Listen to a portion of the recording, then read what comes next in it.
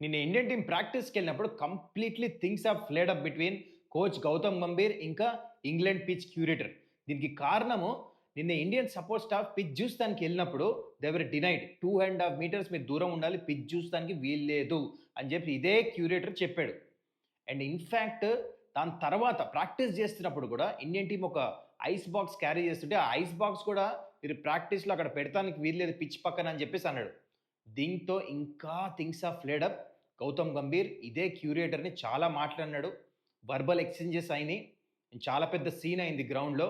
And actually practice అయిపోయిన తర్వాత batting coach సిద్ధాంశు కోటకొచ్చి క్లియర్‌గా ఎక్స్‌ప్లెయిన్ చేశాడు. మేము పిచ్ దగ్గరికెళ్ళినప్పుడు we were just wearing joggers. Rules ప్రకారం you can see the pitch. దీనికంటే ముందు ఇంగ్లాండ్ టీమ్ వచ్చి పిచ్ చూసారు. వాళ్ళనేమనలే, మమ్మల్ని చూడనీయలేదు.